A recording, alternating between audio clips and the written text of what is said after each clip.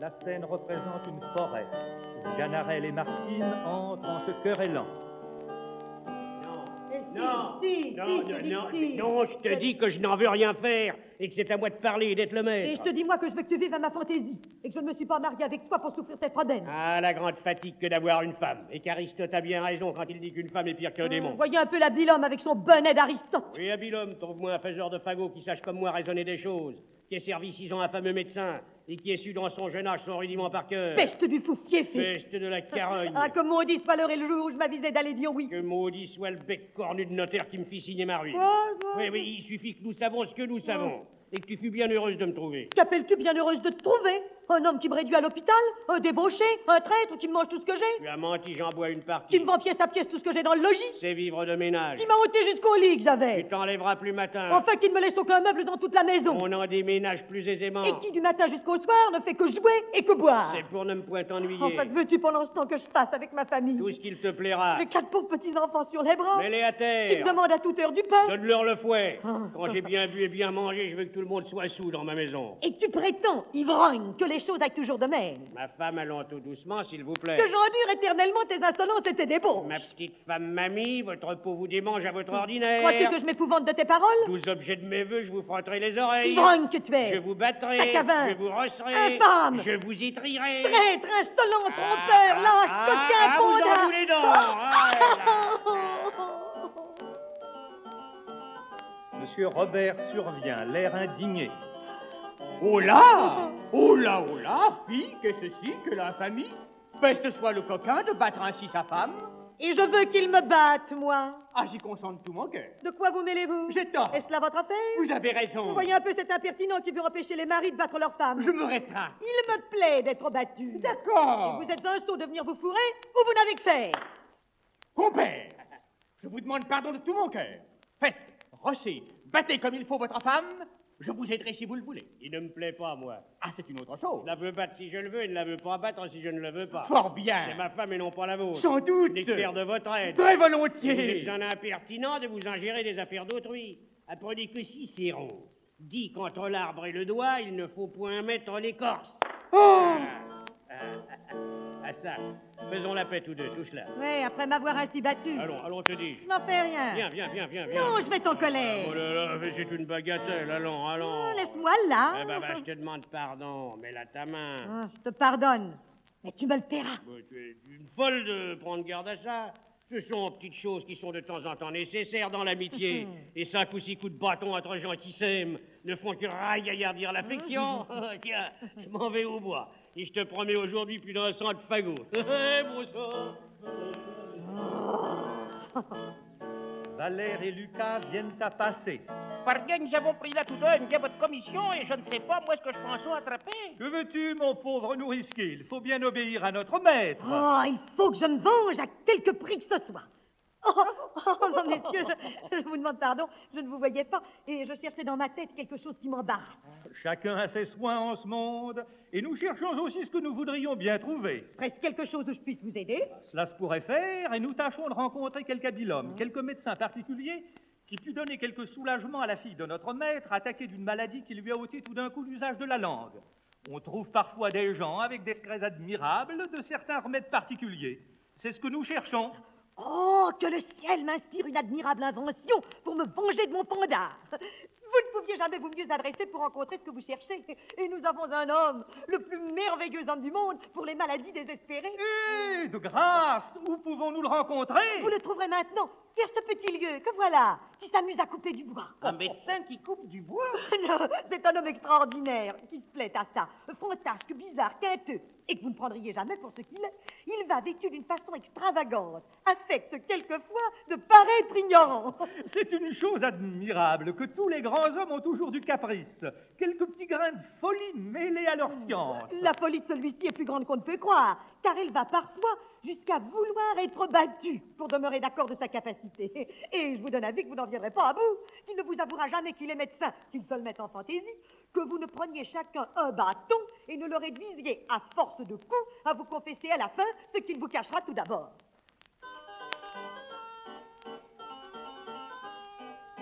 L'entretien continue entre Martine, Valère et Lucas.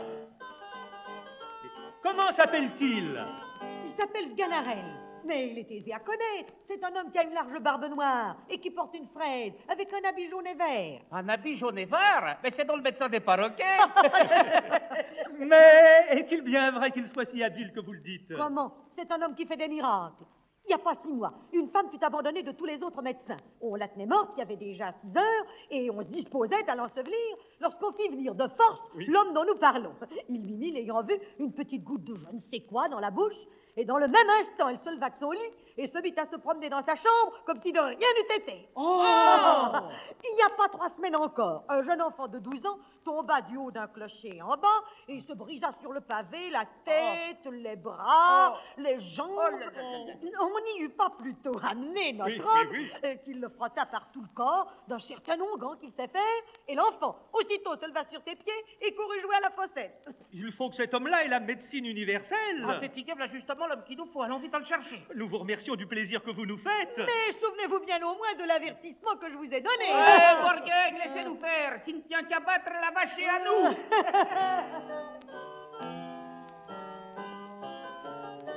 À quelque distance de là, dans une clairière, Ganarelle un peu las s'assied sur un fagot. Ma foi, c'est assez travaillé pour boire un coup. Prenons un peu d'haleine. Ah, voilà du bois qui est salé comme tous les diables. Qu'ils sont de bouteilles jolies, qu'ils sont de vos petits glouglous. Mais bon sang ferait bien des jaloux si vous étiez toujours remplis. Bouteille mamie, pourquoi vous videz?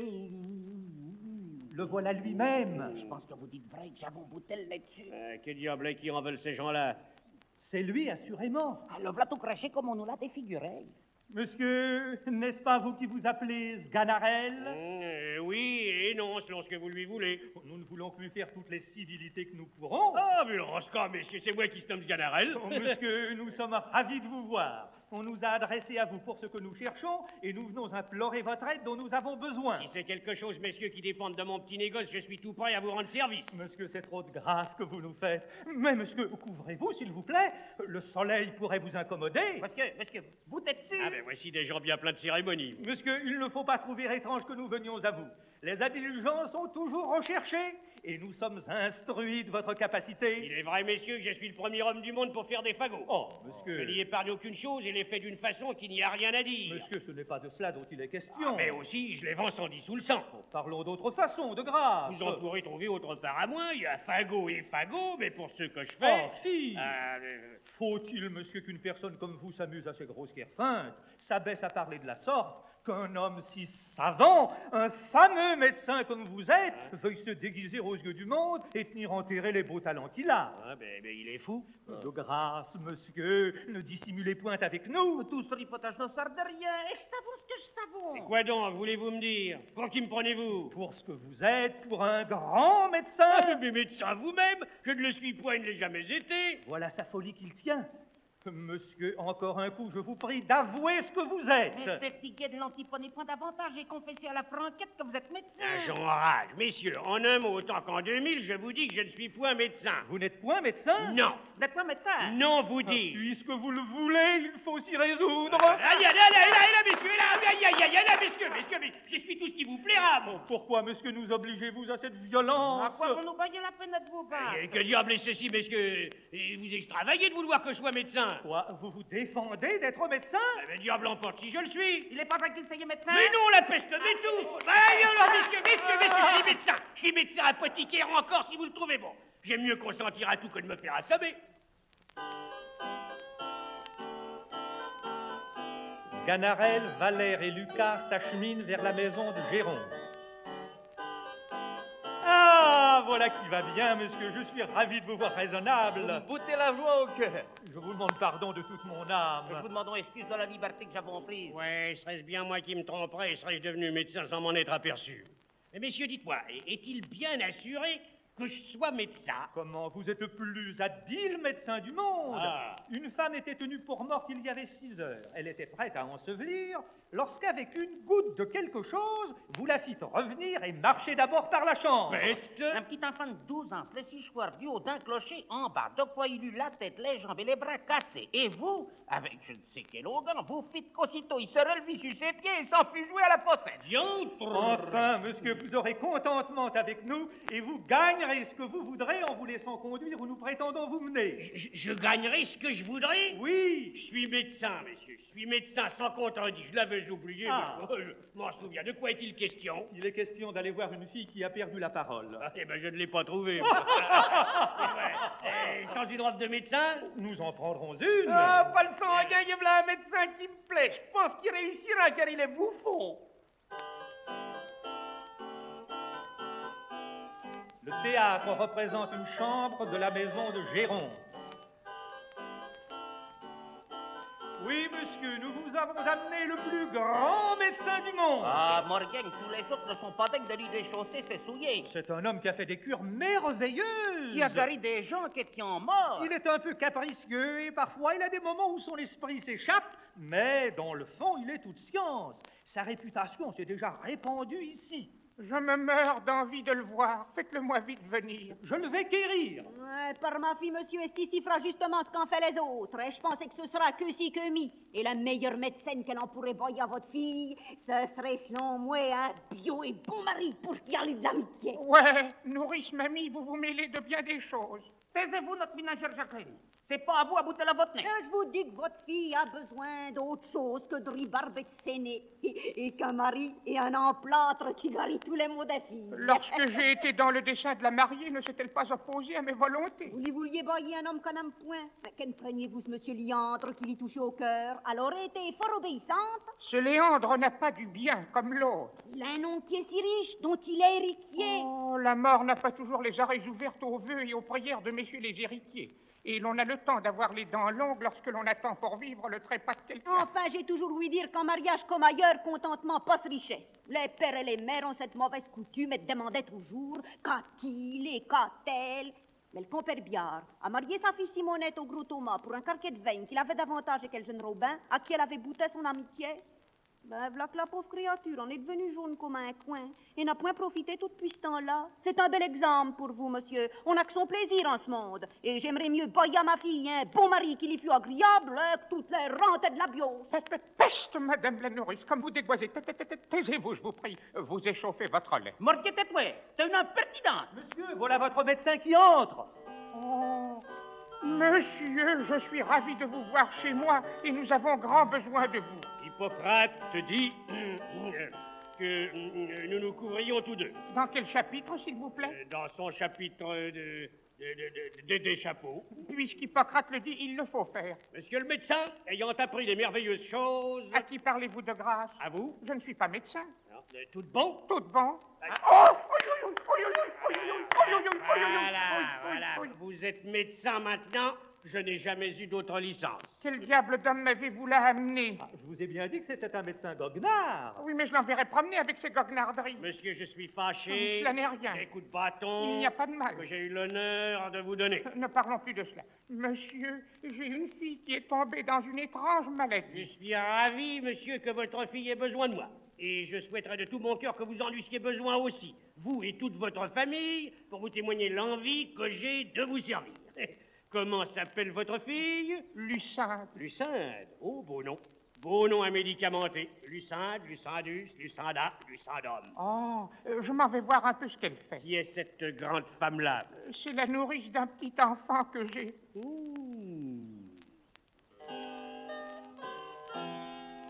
Géronte est allé voir si sa fille peut paraître devant le médecin. Sganarelle reste avec Lucas et son épouse Jacqueline. Peste, le joli meuble que voilà. Un nourrice, charmante nourrice. Ma médecine est la très humble esclave de votre nourrice. Ça y est. Je voudrais bien être le petit poupon fortuné qui t'étale le lait de vos bonnes grâces. Avec votre permission, monsieur le médecin, laissez-la à ma femme, je vous prie. Quoi, elle est votre femme? Oui. Oh, vraiment, mais je m'en réjouis pour l'amour de l'un et de l'autre. Oui, mais tout doucement, s'il vous plaît. Mais je la félicite d'avoir un mari comme vous, et je vous félicite, vous, d'avoir une femme si belle, si sage, et si bien faite comme elle est. Eh ben, Tétiguet, printemps de compliments, je vous supplie. Mais si je vous embrasse pour vous témoigner ma joie, je l'embrasse de même pour lui en témoigner aussi. Ah, Vertiguet, monsieur le médecin, que de l'antiponnage. Monsieur, voici tout à l'heure ma fille qu'on va vous amener. Je l'attends, monsieur, avec toute la médecine. Fort bien. Mais il faut que j'essaye un peu le lait de votre nourrice et que je visite son sein. Eh ben, non, je n'avons que faire de ça. C'est l'office du médecin de voir les tétons des nourrices. Je me moque de ça. Je donnerai la fièvre. Et toi de là aussi, est-ce que je suis pas assez grande pour me défendre moi-même? Eh ben, je veux pas qu'il me tente, moi. Oh, fille, le vilain, qui est jaloux de sa femme. Voici ma fille. Ah. Est-ce là la malade? Oui, je n'ai qu'elle de fille et j'aurais tous les regrets du monde si elle venait à mourir. Qu'elle s'en garde bien. Il ne faut pas qu'elle meure sans l'ordonnance du médecin. Allons, des sièges. Eh ben, voilà une malade qui n'est pas tant dégoûtante. Et je tiens qu'un homme bien sain s'en accommoderait assez. Vous l'avez fait rire, monsieur. Tant mieux. Lorsque le médecin fait rire le malade, c'est le meilleur signe du monde. Eh ben, de quoi est-il question? Qu'avez-vous? Quel est le mal que vous sentez?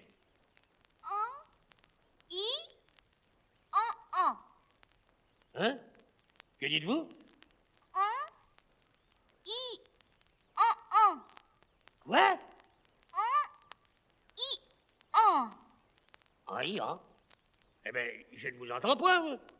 Quel diable de langage est cela? Monsieur, c'est là sa maladie. Elle est devenue muette. Et c'est un accident qui a fait reculer son mariage. Et pourquoi? Celui qu'elle doit épouser veut attendre sa guérison pour conclure les choses. Qui est ce sot-là qui ne veut pas que sa femme soit muette? Plût à Dieu que la mienne eut cette maladie, je me garderais bien de la vouloir guérir. Enfin, monsieur, nous vous prions d'employer tous vos soins pour la soulager de son mal. Oui, dites-moi un peu. Ce mal l'oppresse-t-il beaucoup? Oui, monsieur. Tant mieux. Sent-elle de grandes douleurs? Fort grande. C'est fort bien fait. Va-t-elle où vous savez? Oui. Copieusement? Je n'entends rien à cela. La matière est-elle louable? Je ne me connais pas à ces choses. Donnez-moi un peu votre bras.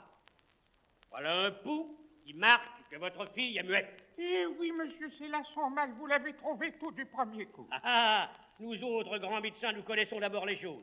Un ignorant était embarrassé, vous eûtes été dire c'est ceci, c'est ça, mais moi, je touche au but du premier coup et je vous apprends que votre fille est muette. Oui, mais je voudrais bien que vous me puissiez dire d'où cela vient.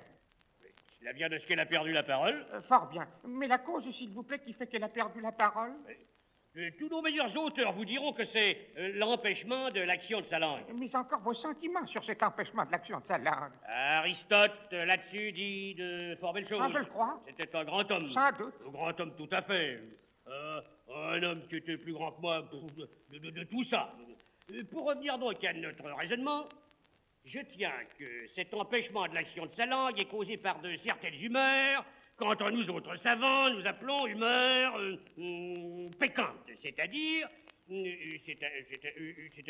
humeur féconde. Féconde. Oui, d'autant que les vapeurs formées par les exhalaisons des influences qui s'élèvent le...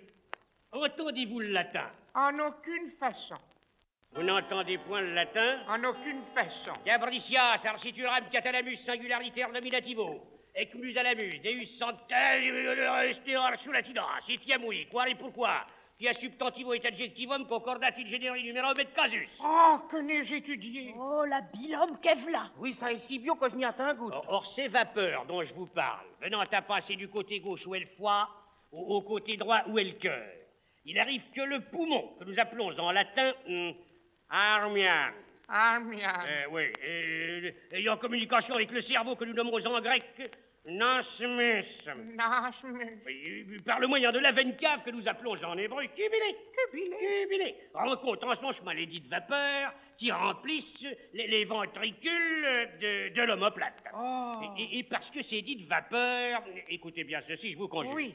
ont une certaine malignité qui est, soyez attentifs, s'il vous plaît. Je le suis. Qui est causée par l'âcreté des humeurs engendrées dans la concavité du diaphragme.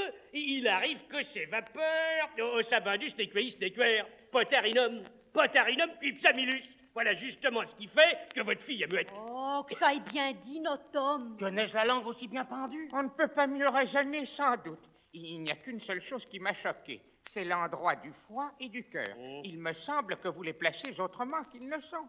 Que le cœur est du côté gauche et le foie du côté droit. Ah oui, oui, cela était autrefois, ainsi. Mais nous avons changé tout cela.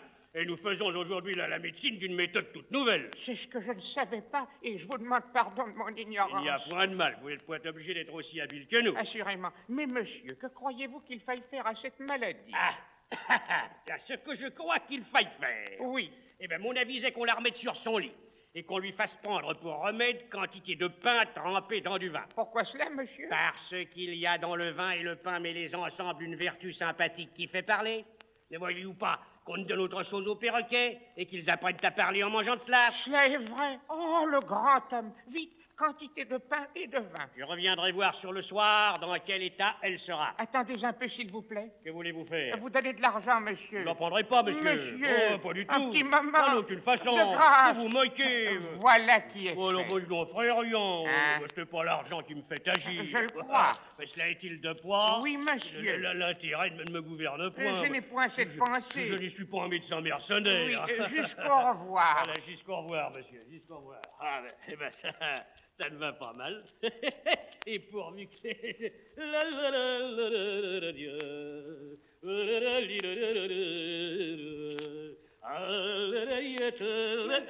que c'est? Oh, monsieur, il y a longtemps que je vous attends et je viens implorer votre assistance. Ah, voilà un pouls qui est fort mauvais. Mais je ne suis pas malade, monsieur, et ce n'est pas pour cela que je viens à vous. Si vous n'êtes pas malade, que diable ne le dites-vous donc? Non, pour vous dire la chose en 2 mots, je m'appelle Léandre, qui suis amoureux de Lucinde, que vous venez de visiter. Je me hasarde à vous prier de vouloir servir mon amour et de me donner lieu d'exécuter un stratagème que j'ai trouvé pour lui pouvoir dire 2 mots d'où dépendent absolument mon bonheur et ma vie. Pour qui me prenez-vous? Comment osez vous adresser à moi pour vous servir dans votre amour et vouloir avaler la dignité de médecin à des emplois de cette nature? Monsieur, ne faites point de bruit. J'en veux faire, moi, vous êtes un impertinent. Monsieur, doucement. Un mal avisé. Ah, vous apprendrez que je ne suis point Thomas là et que c'est une insolence extrême Monsieur. de vouloir m'employer de... Bon, je ne parle pas pour vous, car vous êtes honnête homme et je serais ravi de vous rendre service. Je vous demande pardon, monsieur, de la liberté que... Vous vous moquez, voyons, de quoi est-il question? Vous saurez donc, monsieur, que cette maladie que vous voulez guérir est une feinte maladie. Ah. Les médecins ont raisonné là-dessus comme il faut. Ils n'ont pas manqué de dire que cela procédait qui du cerveau, qui des entrailles, qui de la rate, qui du foie. Mais il est certain que l'amour en est la véritable cause. Et que Lucinde n'a trouvé cette maladie que pour se délivrer d'un mariage dont elle était importunée. Mais de crainte qu'on nous voit ensemble, retirons-nous d'ici. Alors, monsieur, vous m'avez donné pour votre amour une tendresse qui n'est pas concevable. Et j'y perdrai toute ma médecine, ou la malade crèvera, ou elle sera à vous. Sganarelle a fait endosser une robe par Léandre. Il me semble que je ne suis pas mal agi pour un apothicaire. Et comme le père ne m'a guère vu, ce changement d'habit et de perruque est assez capable, je crois, de me déguiser à ses yeux. Sans doute, sans doute. Tout ce que je souhaiterais serait de savoir 5 ou 6 grands mots de médecine pour parer mon discours et me donner l'air d'habile homme. Allez, tout ça n'est pas nécessaire, il suffit de l'habiller, je n'en sais pas plus que vous. Comment? Oh, diable emporte si j'entends rien en médecine. Vous êtes honnête homme et je veux bien me confier à vous comme vous vous confiez à moi. Quoi, vous n'êtes pas effectivement... Non, vous dis, ils m'ont fait médecin malgré mes dents. Je ne m'étais jamais mêlé d'être aussi savant que ça, et toutes mes études n'ont été que jusqu'en 6e. Je ne sais point sur quoi cette imagination leur est venue, mais quand j'ai vu qu'à toute force, il voulait que je fusse médecin, je me suis résolu de l'être, au dépend de qui il appartiendra. Cependant, vous ne sauriez croire comment l'erreur s'est répandue, et de quelle façon chacun est endiablé à me croire habile homme. On me vient chercher de tous les côtés, et si les choses vont toujours de même, je suis d'avis de m'en tenir toute ma vie à la médecine. Je trouve que c'est le métier le meilleur de tous, car soit qu'on fasse bien, soit qu'on fasse mal, on est toujours payé de même sorte. La méchante besogne ne retombe jamais sur nous, et nous taillons comme il nous plaît sur l'étoffe où nous travaillons. Un cordonnier, en faisant des souliers, ne saurait gâter un morceau de cuir qui n'en paye les pots cassés. Mais ici, l'on peut gâter un homme sans qu'il en coûte rien. Les bévues ne sont point pour nous, et c'est toujours la faute de celui qui meurt. Enfin, le bon de cette profession est qu'il y a parmi les morts une honnêteté, une discrétion la plus grande du monde, et jamais on n'en voit se plaindre du médecin qui l'a tué. Il est vrai que les morts sont fort honnêtes gens sur cette matière. Sganarelle rencontre la nourrice Jacqueline et son mari Lucas épient leur conversation. Ah, voici la belle nourrice. Nourrice de mon cœur, je suis ravi de cette rencontre. Et votre vue est la rhubarbe, la casse et le séné qui purge toute la mélancolie de mon âme. Oh, par ma figue, monsieur le médecin, ça est trop bien dit pour moi. Et je n'entends rien tout votre latin. Devenez malade, nourrice, devenez malade, je vous prie, pour l'amour de moi. J'aurai toutes les joies du monde de vous guérir. Oh, je suis votre servante. J'aime bien mieux qu'on ne me guérisse point. Que je vous plains, belle nourrice, d'avoir un mari jaloux et fâcheux comme celui que vous avez. Que voulez-vous, monsieur? C'est pour la pénitence et de ma faute. Et là où la chèvre est liée, il faut bien qu'elle y broute. Vraiment, un rustre comme ça, un homme qui vous observe toujours et ne veut pas que personne vous parle. Hélas, vous n'avez rien vu encore, et c'est qu'un petit échantillon de sa mauvaise humeur. Oh là là, est-il possible? Et qu'un homme ait l'âme assez basse pour maltraiter une personne comme vous, hein? Que gens assez belles nourrices et qui ne sont pas loin d'ici, qui se tiendraient heureux de baiser seulement le petit bout de vos petons. Et pourquoi faut-il qu'une personne si bien faite soit tombée en de pareilles mains et qu'un franc animal, un stupide, un sauve? Pardonnez-moi, nourrice, si je parle ainsi de votre mari. Oh, monsieur, c'est bien qu'il mérite tous ces noms-là. Eh oui, sans doute, nourrice, il les mérite. Et il mériterait encore que vous lui missiez quelque chose sur la tête pour le punir des beaux soupçons qu'il a. Oh, il est bien vrai que si je n'avais devant les yeux que son intérêt, il pourrait m'obliger à quelque étrange chose. Ma foi, vous ne feriez pas mal de vous venger de lui avec quelqu'un. C'est un homme, je vous le dis, qui mérite bien ça. Et si j'étais assez heureux, belle nourrice, pour être choisi pour... Eh ben! Lucas vient de paraître entre Jacqueline et Sganarelle qui s'enfuit. Oh là! Lucas, n'as-tu point vu ici notre médecin? Oui, par tous les diables, je l'ai vu. Et ma femme aussi. Où est-ce donc qu'il peut être? Je ne sais, mais je voudrais qu'il fût à tous les diables. Va-t'en voir un peu ce que fait ma fille. Ah, monsieur, je demandais où vous étiez. Je m'étais amusé dans votre cour à expulser le superflu de la boisson. Comment se porte la malade? Un peu plus mal depuis votre remède. Tant mieux, c'est signe qu'il opère. Oui, mais en opérant, je crains qu'il ne l'étouffe. Ne vous mettez pas en peine, j'ai des remèdes qui se moquent de tout et je l'attends à l'agonie. Qui est cet homme-là que vous amenez? C'est... Quoi? celui Hein? qui... Oh, je vous entends. Votre fille en aura besoin. Monsieur, v'là votre fille qui veut un peu marcher. Cela lui fera du bien. Allez-vous-en, monsieur l'apothicaire, tentez un peu son pouls afin que je raisonne tantôt avec vous de sa maladie. Sganarelle tire Géronte dans un coin du théâtre et lui passe un bras sur les épaules pour l'empêcher de tourner la tête du côté où sont Léandre et Lucinde. Monsieur, c'est une grande et subtile question entre les docteurs de savoir si les femmes sont plus faciles à guérir que les hommes. Je vous prie d'écouter ceci, s'il vous plaît. Les uns disent que non, les autres disent que oui.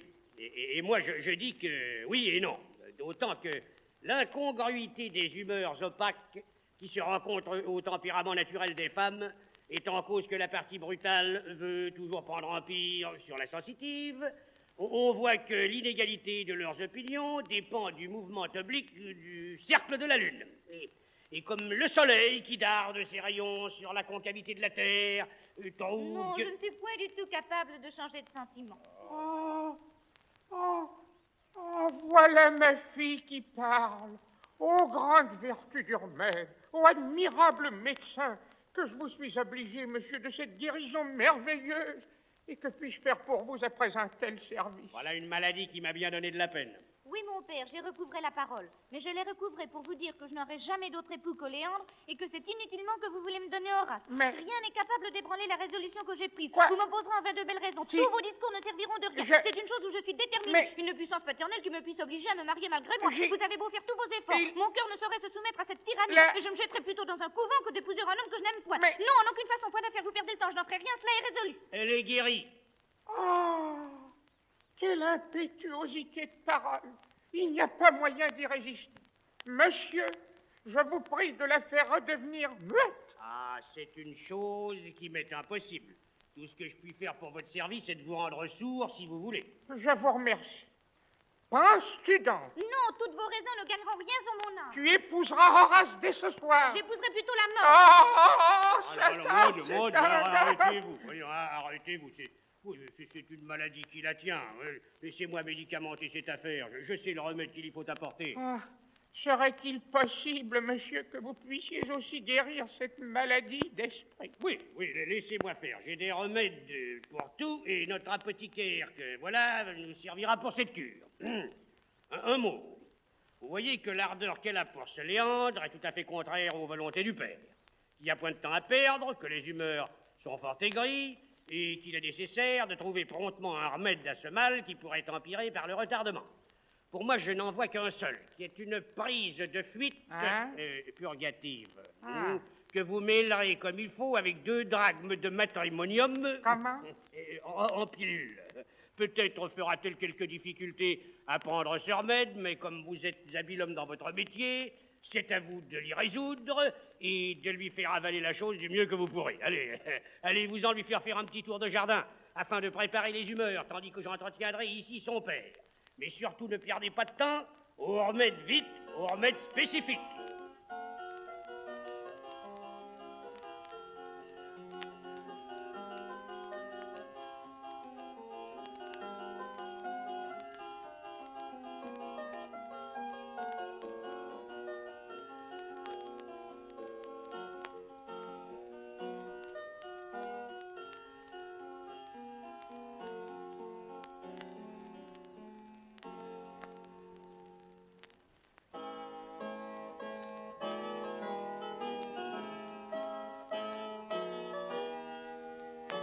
Sganarelle tient toujours Géronte par le bras. Quelles drogues, monsieur, sont celles que vous venez de dire? Il me semble que je ne les ai jamais ouï nommer. Ce sont drogues dont on se sert dans les nécessités urgentes. Avez-vous jamais vu une insolence pareille à la sienne? Les filles sont quelquefois un peu têtues. Vous ne sauriez croire comme elle est affolée de ce Léandre. La chaleur du sang fait cela dans les jeunes esprits. Pour moi, dès que j'ai découvert la violence de cet amour, j'ai su tenir toujours ma fille renfermée. Vous avez fait sagement. Et j'ai bien empêché qu'il n'ait eu communication ensemble. Bon bien. Il serait arrivé quelque folie si j'avais souffert qu'ils se fussent vus. Sans doute. Et je crois qu'elle aurait été fille à s'en aller avec lui. C'est prudemment raisonné. On m'avertit qu'il fait tous ses efforts pour lui parler. Quel drôle. Mais il perdra son temps. Et j'empêcherai bien qu'il ne la voie. Il n'a pas affaire à un sot. Et vous avez des rubriques qu'il ne sait pas. Plus fin que vous n'est pas bête. Ah, monsieur, Belsanguigne, merci bien du Tatamar. Votre fille s'en est enfuie avec son liandre. C'était lui qui était l'apothicaire. Et voilà monsieur le médecin qui a fait cette belle opération-là. Ah, comment m'assassiner de la façon? Allons, un commissaire, et qu'on empêche qu'il ne sorte. Ah, traître! Je vous ferai punir par la justice. Pardon, monsieur le médecin, vous serez pendu. Bougez là seulement.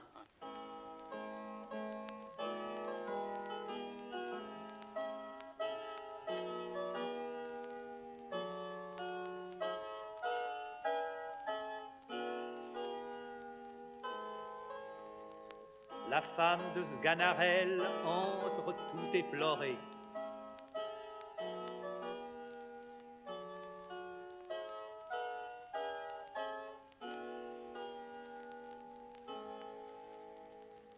Oh mon Dieu, que j'ai eu de la peine à trouver ce logis.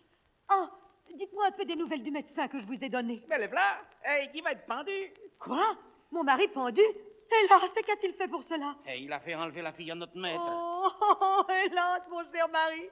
Est-il bien vrai qu'on te va pendre? Tu vois, j'attends. Oh, faut-il que tu te laisses mourir en présence de tant de gens? Que veux-tu que j'y fasse? Encore, si tu avais achevé de couper notre bois, je prendrais quelques consolations. Alors tire-toi de là, tiens, tu me fends le cœur. Ah non, je veux demeurer pour t'encourager à la mort. Et je ne te quitterai point que je ne t'ai vu pendu. Ah, tu vas... Le commissaire viendra bientôt et l'on s'en va vous mettre en un lieu où l'on me répondra de vous. Et là, cela ne peut-il point se changer en quelques coups de bâton? Non, non, la justice en ordonnera. Mais que vois-je?